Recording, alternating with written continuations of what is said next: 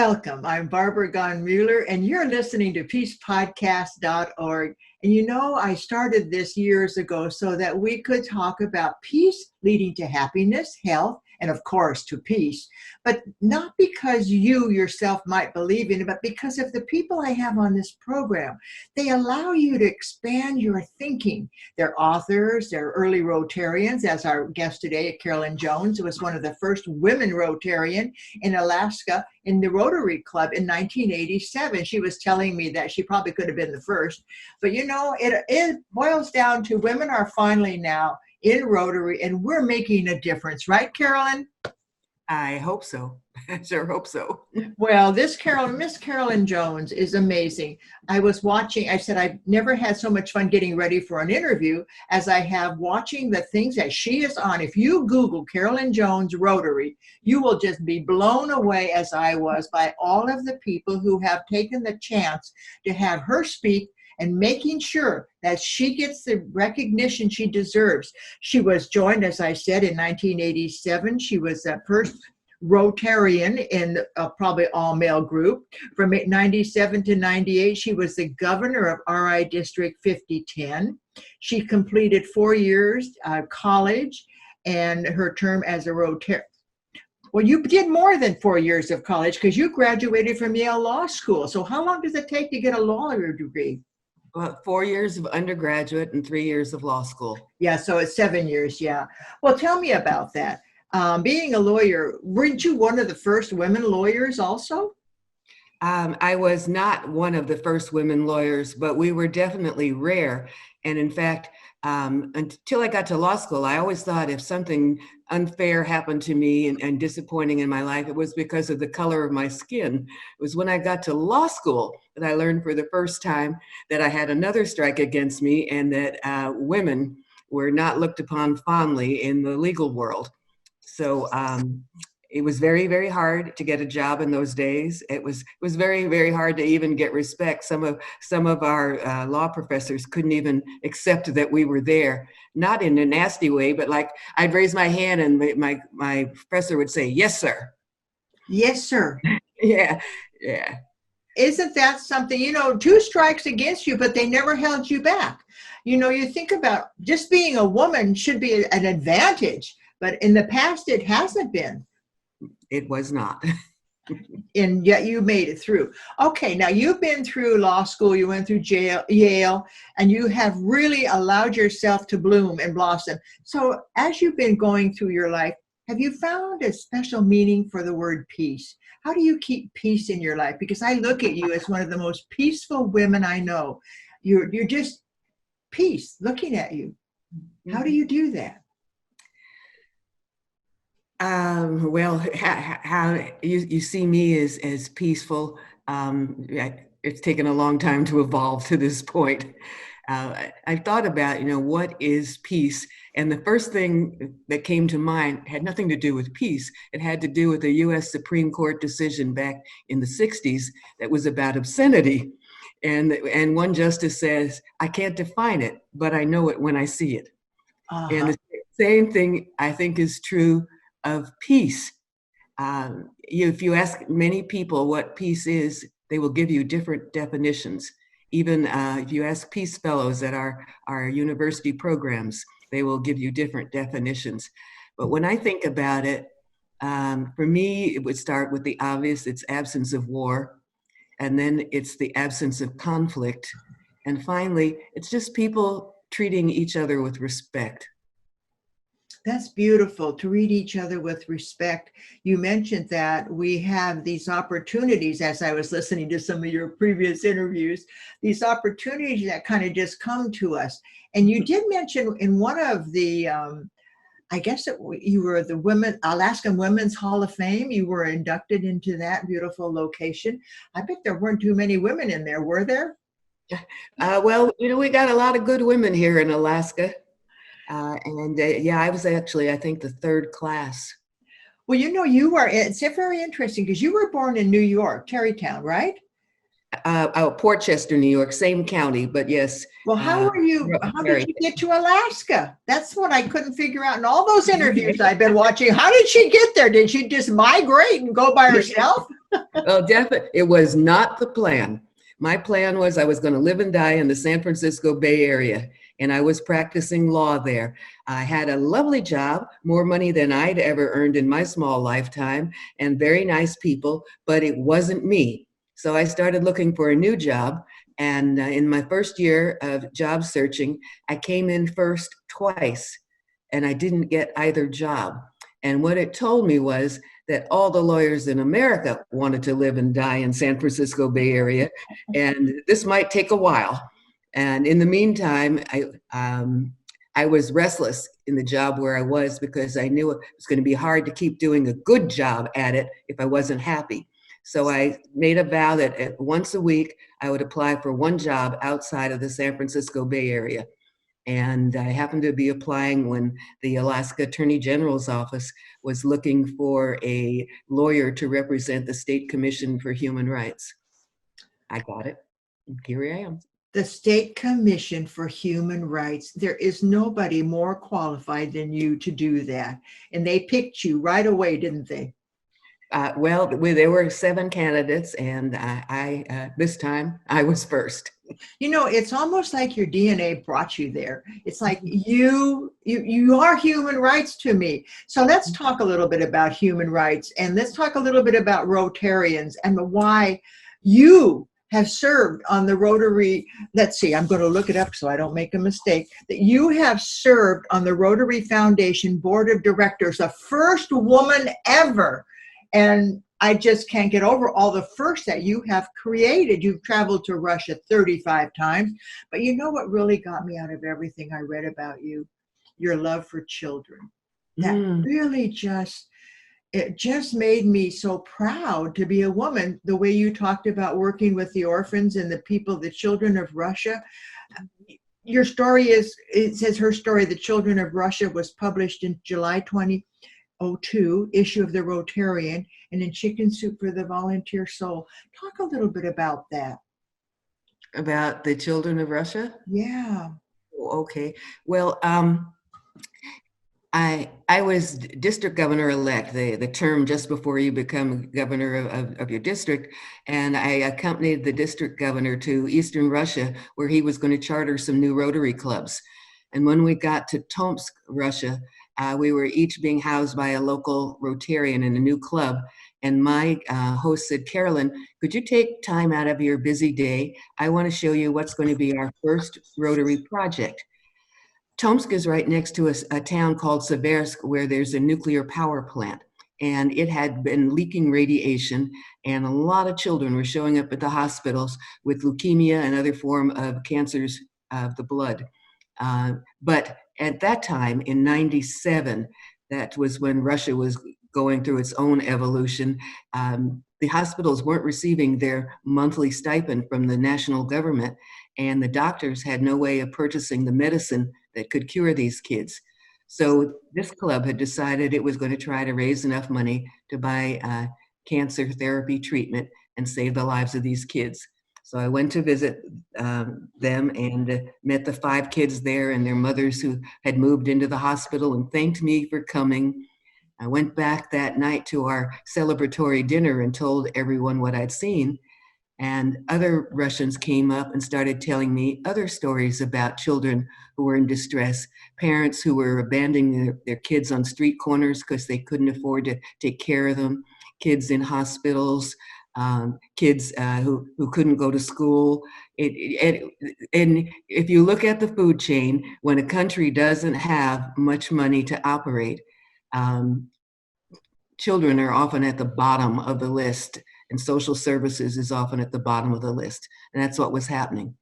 So then I went home and I mentioned to some Rotarians in my district what I'd seen and what could we do. And in the 6 weeks between that visit and when I became governor, we came up with the idea, let's try to raise money for the children of Russia. I put together a little speech, a few slides, got lots of invites, and by the end of the year, we had raised over $600,000 to finance 30 Rotary grants to help kids in 22 communities in Eastern Russia. And that was the beginning. That is amazing. I didn't even expect to ask you that question, but I am so glad you were in the right place at the right time and you took advantage of it. Oh, you were just amazing. So tell me, has Rotary created opportunities for women? And what are the opportunities that you see in the future for us Rotarian women? Mhm. Um, well, for me, I think the first one of the first things it did for me, and I wasn't looking for it, was it gave me personal new best friends for life. I met people in my Rotary Club whose paths I would have never crossed in Anchorage had I not joined Rotary. And some of them, in fact, I don't always agree with politically, but we don't talk about that at Rotary. And we have many other things we can talk about that are really important to us. Another thing it has done is it's opened up leadership roles for women, and leadership roles help you, they make you stronger at that leadership position and in everything else you do after that. Leadership, that is really a key word for women today. And they may step back and say, wait a minute, I'm not a leader. How did you get over that? Did you step back and say, well, maybe I'm not a leader, or did you just know you had it in you? Because I want to support women who are thinking about leadership roles. I never thought I'm a leader or I want to be a leader, but I've always acted like one. And I don't know if it comes partly in your genes, but I'm sure part of it for me is that I'm an only child of a single working parent. And it meant that I needed to be able to take care of myself. There were times when I was on my own. Mhm. There were times when I needed to make little tiny decisions. There were lots of times when I had to pitch in and help my mother with things. Uh, so I just evolved more and more into being a leader. And then the interests that I had were often leadership roles. I remember the church I went to was a very traditional church. And in that church, the minister was Black, all the deacons were Black, and the women wore white gloves and they were ushers. And even as a little girl going to church, it just bothered me that all I could ever be was an usher. Yes. Yeah, you need more than that, right? So what Mhm. did you do to make that happen? Well, I actually, in the youth groups that we had in church, I was a leader. But afterwards, I have to say that once I left home and started going to college, I stopped going to church on a regular basis. Uh-huh. It's interesting because we didn't really have a lot of role models. The only thing I could ever think of us, I could be a preacher because I went to church and I saw preachers and I saw there were no women preachers. So I pretended to be a woman preacher. And so we had to pretend because they didn't have role models for us. My mother said, you were born, you're going to be a teacher. And I said, nope, I'm going to be a preacher. And my grandfather said, I'm going to be a peacemaker. So I said, that's what I'm going to be, Mom. A teacher, preacher, pacemaker. And she said, well, if you can be the teacher, then you have an income all your life. And I said, okay, Mom. So anyway, did your mom influence you too, Carolyn?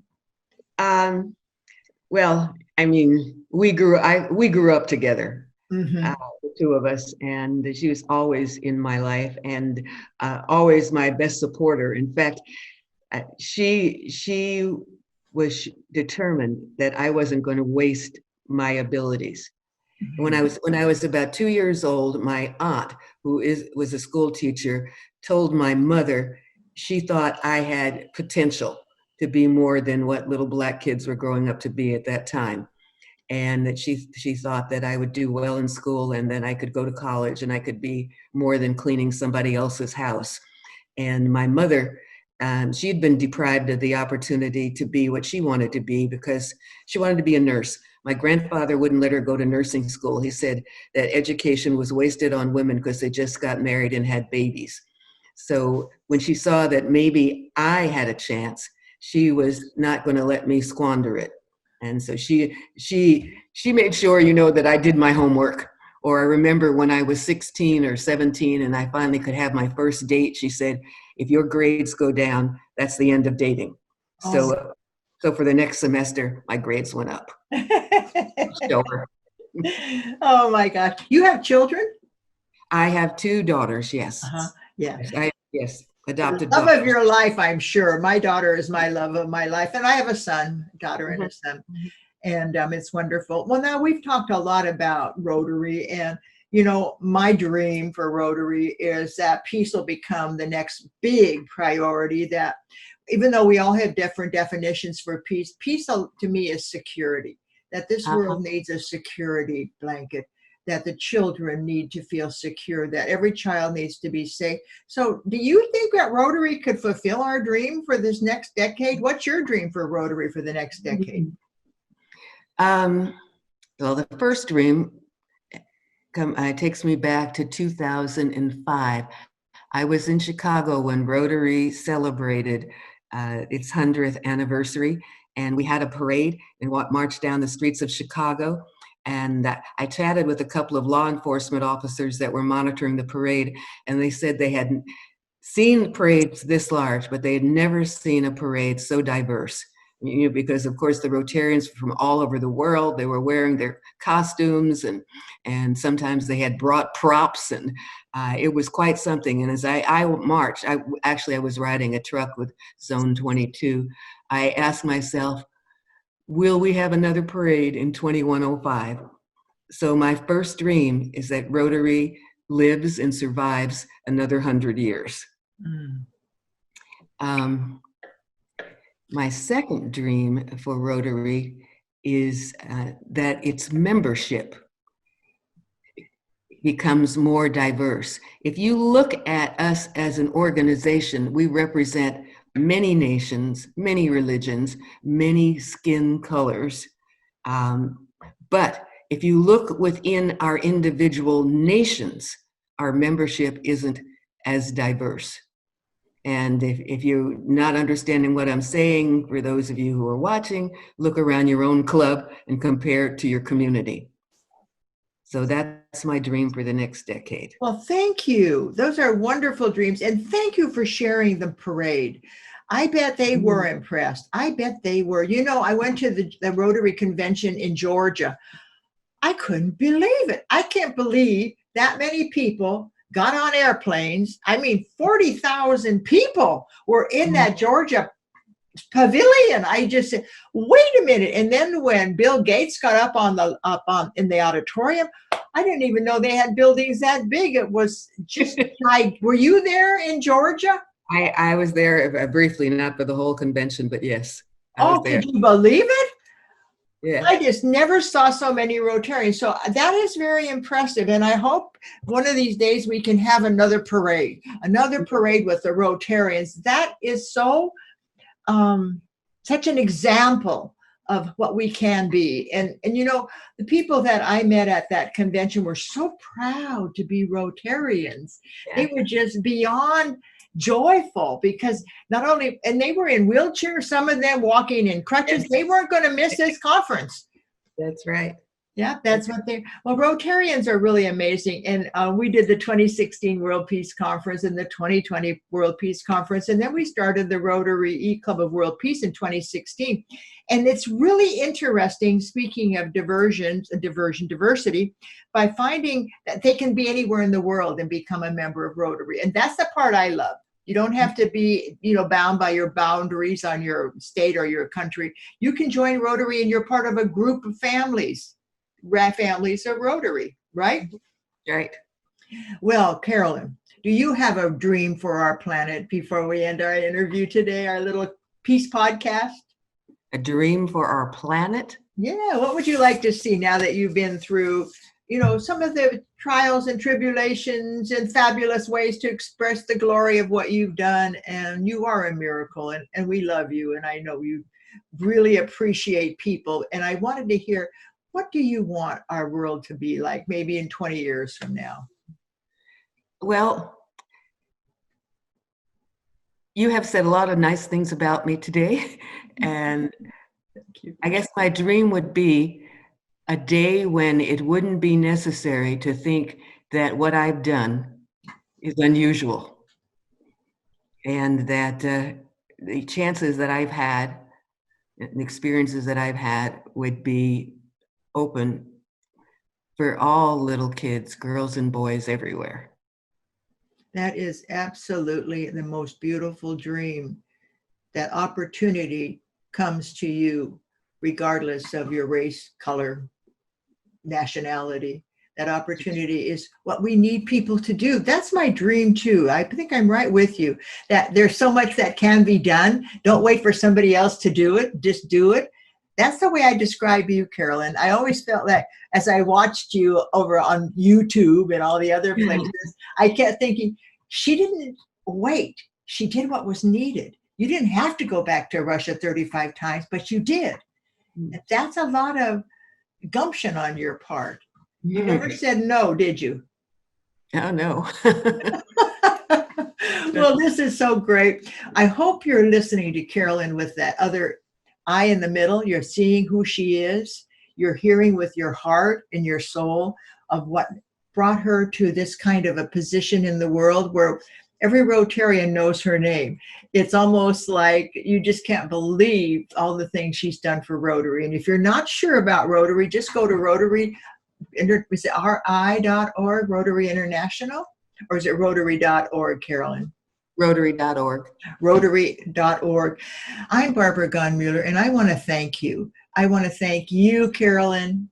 I want to thank our listeners. And remember, peace begins with me and starts with the conversation. And so I hope that you'll have a conversation with people to let them know what it means to you to be in a world of peace and a joy at having these wonderful Peace Podcast guests. Thank you, Carolyn. Again, it was just wonderful. Thanks, Barbara. You're welcome. It's my pleasure.